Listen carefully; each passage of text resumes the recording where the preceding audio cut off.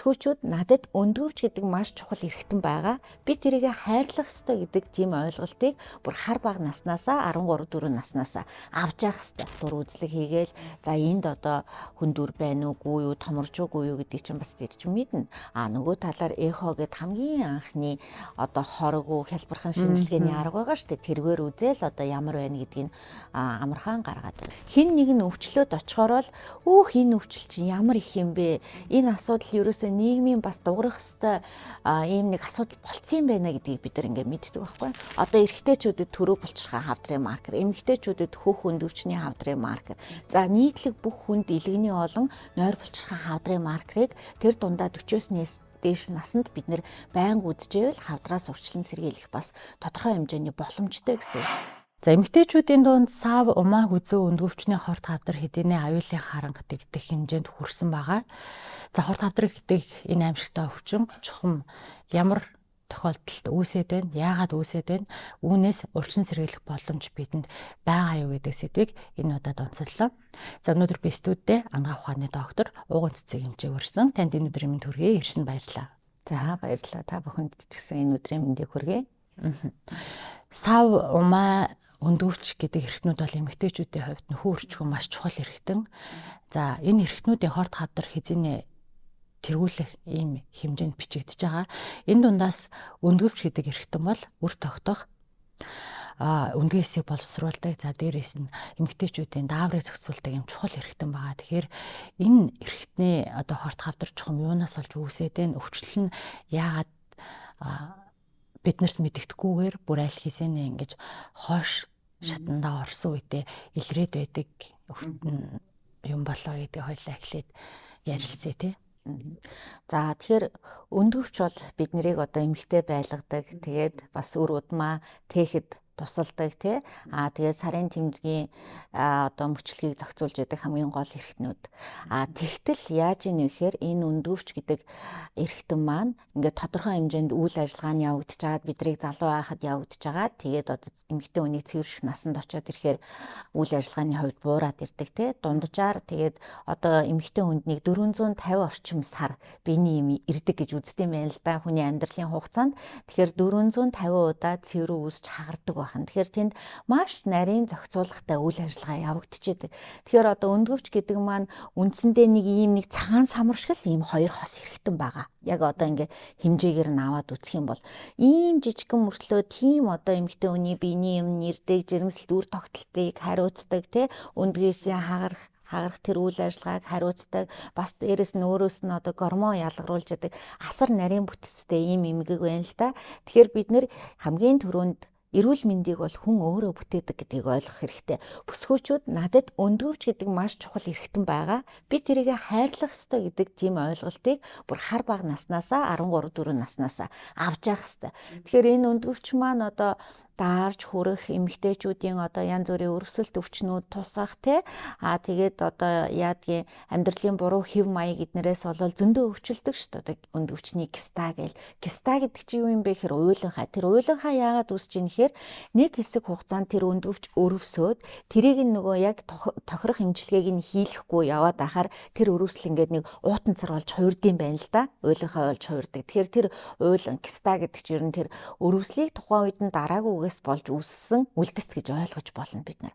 Тэгэхээр одоо үнэхээр өндгөвч өвдөөд хүндүүрлээд ингээд байвал тухайн үед нь эмчт үзүүлээд бас эмчлүүлж явах хэрэгтэй.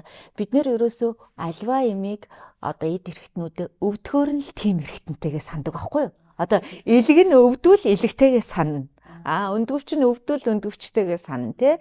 Зүрх нь өвдвөл зүрхтэйгээ санана. Ихэнх хүмүүс тэгжил амьдардаг. Гэтэл одоо эрүүл мэндийн мэдлэгтэй байгаа жоохон юм уншаад тэгээд одоо тэр эрхтнээ ер нь багаас нь хайрлах ёстой л доо. Тэгээ өндгөвч бол үнэхээр чухал эрхтэн.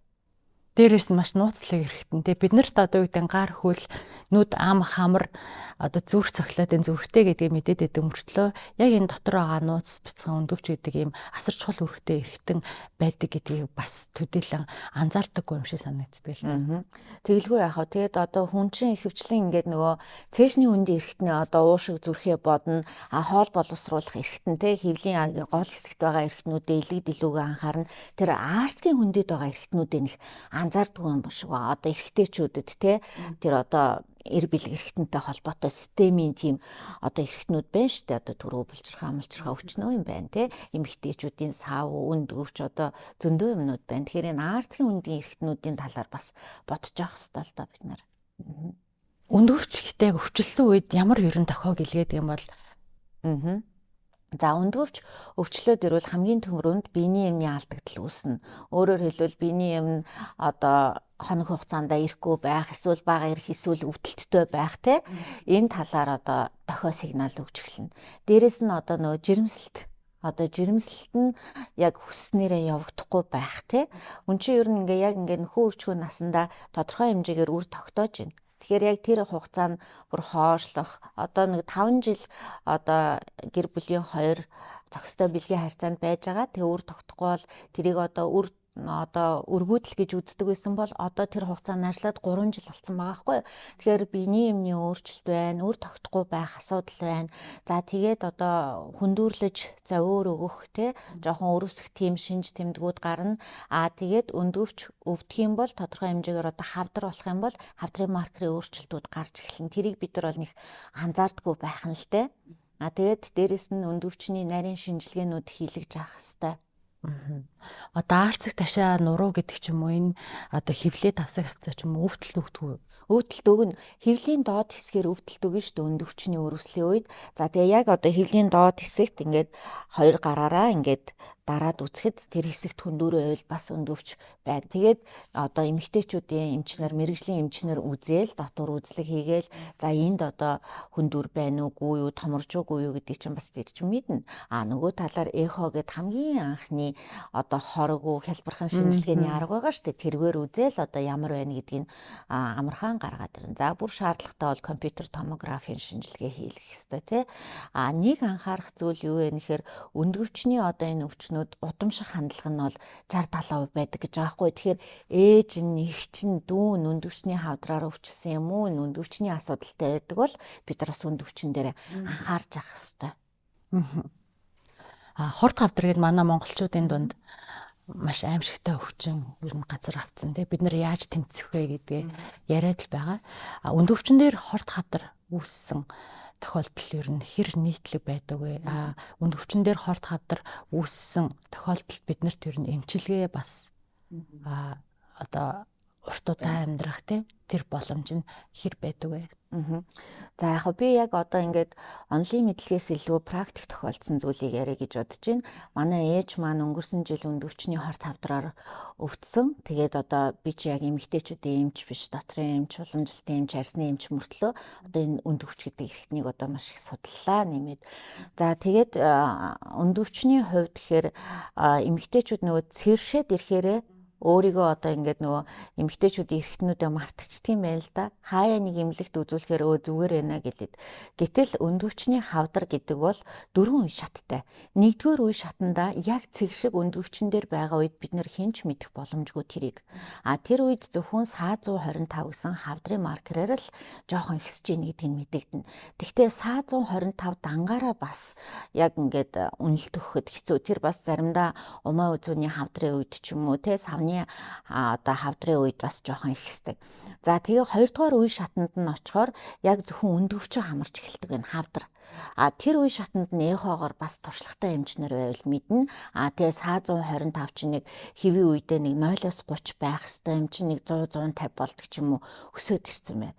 За 3 дугаар үе шатанд одоо нөгөө арцгийн хөндий эрхтнүүдтэй өөрөөр хэлбэл хэвлийн одоо хүүснээс доор байгаа эрхтнүүдэд тодорхой хэмжээгээр өсөрхийлж эхэлсэн байна. Одоо чацархаан өөхөн идрүүч гэдэг юм уу хажуугийн эрхтнүүд рүү өсөрхийлсэн байна. 4-р үе гэхээр дээшээгээ одоо энэ хэвлийн хөндийн эрхтнүүд рүү тэгээд энэ тунгалгын зангилаа руу бусад эрхтнүүд рүү хавдар өсөрхийлсэн байна. За тэгэхээр энэ хооронд бол нэг ганцхан хоногийн дотор юм болохгүй шүү дээ. Тодорхой ингээ хугацаанууд өнгөрж байгаа аахгүй юу? 1 жил ч юм уу, 2 жил ч юм уу тэрийг л бид нэр барьж авч чадахгүй байл да. Тэгэхээр ерөөсөө нөгөө урьдчилан сэргийлэх үзлэгт эмэгтэйчүүдийг нөгөө өндөвчний хавдар гэдэг хавдрын маркерыг өгүүлж авах хэрэгтэй байна бид нар. Бид нэр ингээл урьдчилан сэргийлэх үзлэг гээл улсаас маш их мөнгө гараад тусгай хөтөлбөрүүд хэрэгжээ яваад байгаа штэ. Гэтэл яг хэрэгтэй хавдрын маркерыг үзэхгүй байгаа хгүй. Одоо эрэгтэйчүүдэд төрөө булчирхай хавдрын маркер, эмэгтэйчүүдэд хөх өндөвчний хавдрын маркер.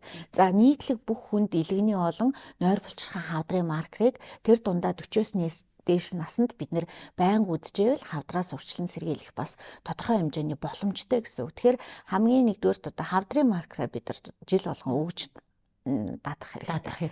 За хоёрдугаар бас мэрэгжлийн эмэгтэйчүүдийн эмчид те жилд нэг удаа үзүүлж явах хэрэгтэй. За тэр эмчин тэгээд мэдээж туршлагатай сайн эмч байвал сайн. Одоо манай хавдар судлалын эмэгтэйчүүдийн мэдцлийн засгийн эмчнэр бол үнэхээр сайн. Ямар ч одоо дэлхийн эмчнараас тутахааргүй маш мундаг мэдцэл хийдэг, маш мундаг мэдлэгтэй. Яагаад гэвэл өдөрт кичнээн эмэгтэйчүүд өндөвчний хавдар, савны хавдар онцлогдож байна. Тэр тасаг бүр битүү. Яг ингээд бид нар чи гадна байгаа дахаараа мэдтгүй юм байлээ. Хин нэг нь өвчлөөд очихоор л энэ өвчл чинь ямар их юм бэ? Энэ асуудал ерөөсөө нийгмийн бас дуурах хэвээр ийм нэг асуудал болцсон юм байна гэдгийг бид нар ингээд мэддэг байхгүй. За тэгээ би ээжигээ өндөвчний хавдар илэрхээр нь Солонгос руу авч явсан. Буюу Солонгос чинь жишээл гадны орнууд Монголын шинжилгээнүүдийг тоохгүй штэ. Бүх шинжилгээнүүдийг дахин хийгээд тэгээ биопсиныхаа хариу гартал хүлээс нэгмэлт бидний хийж чадахгүй юу вэ гэхээр молекул генетикийн шинжилгээ байгаа байхгүй юу.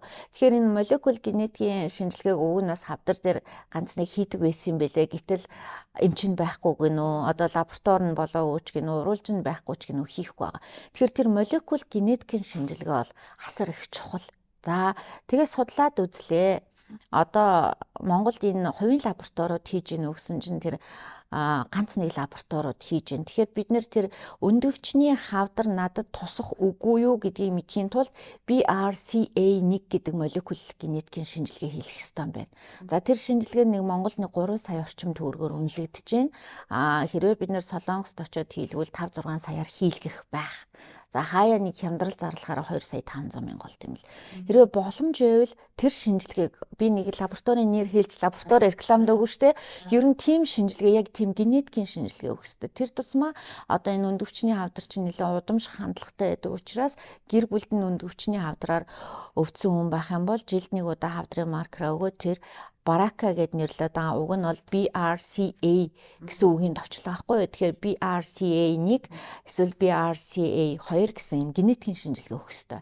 Тэр шинжилгээгээ өгөөд тэгэл одоо өөрийгөө хянаал явна гэсэн үг дээ. Тэгжил урьдчилан сэргийлэн. Тэгжил урьдчилан сэргийлэн. За мэдээж одоо гадны нөлөөнүүд байгаа. Энэ агаарын бохирдол бидний одоо энэ идэж хэрглэж байгаа зүйлүүд одоо нэг пластик гэдэг нүдэнд харагдахгүй бидний биед ордог юм байна.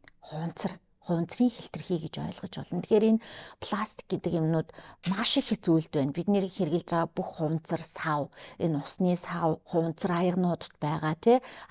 Энэ шампунь, кондишн энэ бүх зүйлд байгаа. Дээрэс нь одоо тэр нөгөө цайг ингээд нөгөө хийдэг уут байгаа штэ нэг юм гялгар уут биш тэгсэн юм нэг сэрсэн цаасан юм шиг даун юм шиг тэр дотор маш их пластик байгаа. Тэгэхээр ийм одоо хүний өөрийн байгалийн бус гаралтай юмнууд л хүн орохоор хүн их хавдар тусах гэдэг юм байна л да. Тийм юмнуудаас бид нар айл болох хол байх хэрэгтэй. Өнөөдөр одоо бид нэр харцаа уумаар санагдчихвэл заавал тийм пластикын ууттай бааху цааш зүгээр л гүрч ногоон цайгаа ч юм уу эсвэл тэр хөсгөлийн тайг цай гэдэг тэрийг л чанаад уучмаар байгаа байхгүй юу.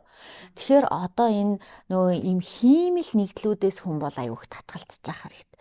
За тэгээ энэ автомашинаас гарч байгаа хорт утаанууд, тэгээ энэ шахмал түлшнээс гарч байгаа хорт утаанууд бол бидний биед одоо нөлөөлж байгаа. Нэгэнтээ хоёулаа угаасаа хорт хавдар гэдээ ярьж байна. Одоо баг энэ үгийг амнаасаа гаргажчихсан үнэхээр хүнд байдаг л да.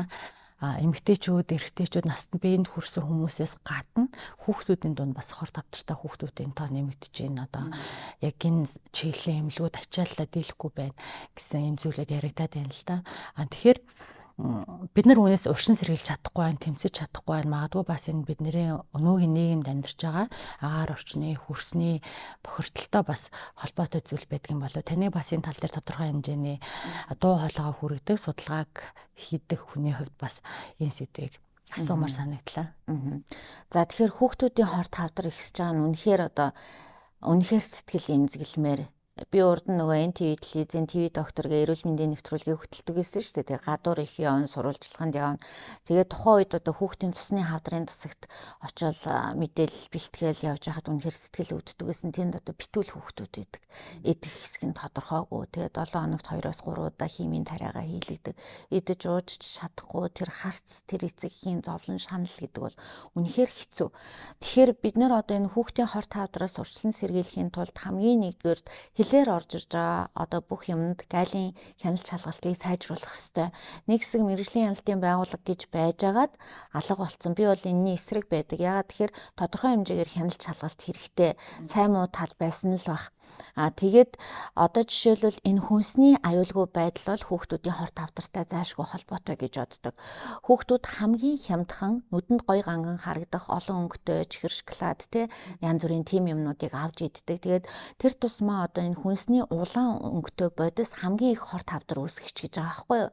Тэгэхээр ерөөсөө энэ хямдхан хүүхдэд хэрэггүй ийм одоо муу чанартай дотор нь одоо химийн бодис их агуулгдсан ийм хүнсний зүйлүүдийг хориглох хэрэгтэй. Яг энэ төр төмөр нүрээ харуулах хэрэгтэй шүү дээ зарим тохиолдолд тэгэхээр нэг тийм зүйлийг одоо хүүхдийн ам руу ерөөсөө оруулах хэрэггүй. За тэгээ энэ өнгөтэй мэдээж ундаанууд байна. Ундаанаас илүү тэр нэг иддэг модон чихэр тэр өнгө оруулсан жижигхэн тараг жижигхэн маруужин тийм юмнууд чинь маш их хортой. Тэгэхээр энэ хүнсний аюулгүй байдал гэдэг дээрээ бид нар бүр маш их анхаарах ёстой. За тэгээд дараагийн нэг зүйл бол хүүхдүүдийн эдэлж хэрэгдэлж байгаа бүх юмд одоо хар тугалганы хор байгаа. Одоо энэ хуванцар тоглоомууд за хуванцар хэрэглээнүүд пеналны энэ нэг гялгар сав хүртэл энэ одоо баланд байгаа балыг хийсэн тэр нэг хуванцар хүртэл хар тугалганы агууламжтай байгаа. Тэгэхээр би энэ хар тугалганы талаар нэлээх контент бэлтгэж ингэж хүргэсэн л дээ. Тэгэхээр хар тугалга бол нүдэнд харагдахгүй. Тэрийг яг лабораторийн хэмжих багажаар хэмжиж л тэрийг ил гаргаж чадна. За тэр тусмаа одоо цэцэрлэгийн насны хүүхдүүд чи ерөөсөө л дандаа л хуванцар тоглоомоор тоглож ийн хуванцар аяганд идэж уулгаж ийн бүх юмд химийн гаралтай юм байгаа аахгүй юу. Тэгэхээр хар тугалганы одоо хамгийн зөв нь одоо ерөөсөө мэддэхгүй байж байгаа төв мэдрэлийн системд их өөрчлөлт өгд юм байна. Тэгэхээр нөгөө хүүхэд чинь хит хөдөлгөөнт химгэг эсвэл бүр нөгөө ийм багаасаа нэг сэтгэл готролтой юм шиг одоо юм хүм цээжилдэггүй одоо тэрий чинь тэр аутизм гэж уншилчихж байгаа юм л да. За аутизм байж болно. Гэтэл тэр байнга хэрэглэгдэж байгаа юмных нь өдөр тутмын химийн хор нөлөө байвал яах вэ? Тэрийг бас судлаж гаргаж ирэх хэрэгтэй. Монголд бол хар тугалгыг судалсан судалгаа байдаг. Тэр нь тэгтээ нөгөө сургууль цэцэрлэгийн ханыг будж байгаа будган дээр хийсэн судалгаа байгаа байхгүй юу. Гэтэл яг энэ тоглоомн дээр пластик эд хэрэглүүд дээр бас бид нар нэмэлт судалгаа хийж явах хэрэгтэй. Энэ бол нийгмийн эрүүл мэндийн асуудал. Тэгэхээр энэ дээр нийгмийн эрүүл мэндийн үндэсний төвгээд улсаас цалингаа аваад татвар төлөгчдийн мөнгөөр ажиллаж байгаа том байгууллага байгаа. Тэд нар энэ дээр судалж явах хэрэгтэй гэсэн. За тэгэхээр би нэгдүгээр хүүхдийн хавдраас урьдчилан сэргийлэхийн тулд хүнсний аюулгүй байдлыг ярьлаа. Хоёрдугаарт энэ хүнд металлын элементүүд байна. За гуравдугаарт бас энэ агаарын бохирдол. За агаарын бохирдлын талаар би одоо 3 жил ярьж байна. 2 удаа засгийн газрыг шүүхт өгчүүцсэн. За энэ яагаад бид нэр энийг ярихгүй болохгүй юм бэ гэхээр яг энэ агаарт чинь одоо бид нэр үндсэн 6 төрлийн элементийг л мэдээлээд байгаа. Агаарын чанарыг мэдээлгээд тэнд нь нөгөө 3 төрлийн тоосонцор байгаа. Тэгээ азотын эсэл байгаа. Тэгээд угаарын хий тэгээд одоо хүртэй холбоотой нэг юм хийг бид нар л мэдээлж байгаа. Гэтэл тэр агаар чинь дэгдэмхийн органик нэгдлүүд гээд маш их хоруу чанартай юмнууд байгаа хгүй. Нүүрс ус төрөгчд, форм, альдегидүүд, олон цаграгт тэр нүүрс ус төрөгчд гээд тэрийг ерөөсөө манайхан шинжилдэггүй. Тэрийг мэдээлдэггүй хүмүүст. За тэгээд тэр одоо агаарт байгаа тэр дэгдэмхийн одоо органик нэгдлүүд чинь ингээд тодорхой хэмжээгээр агаарын ингээд тэр даралтаас болоод доотлол руу одоо газартаа ойртож илүү их нэгт байд юм байна. Тэгэхээр одоо энэ 5 настай, 3 настай, 7 настай жоохон хүүхдүүд агаарын бохирдлын нөлөөлөлд хит их автдаг. Ийм нөлөөлөл. За мэдээж ген байгаа генетикийн асуудал бол энэ бол өөрчлөгдөх боломжгүй асуудал. Гэхдээ өөрчлөх боломжтой асуудал нь их байгаа байхгүй. Бид нар хичээвэл одоо чадна. Тэгээ хүн чинь яг ингээд хүний зовлонг мэдэрдэггүй штэ. Яг хүнд өвдөж үдсэн хүн өвчний зовлонг мэдэрдэг. Одоо хөнгөн өвчин туссан ч юм уу эсвэл хүнд өвдөж үзээгүй хүмүүс байл нөгөө хажууд нь хүн өвдөж байхад тоодгүй байхгүй юу.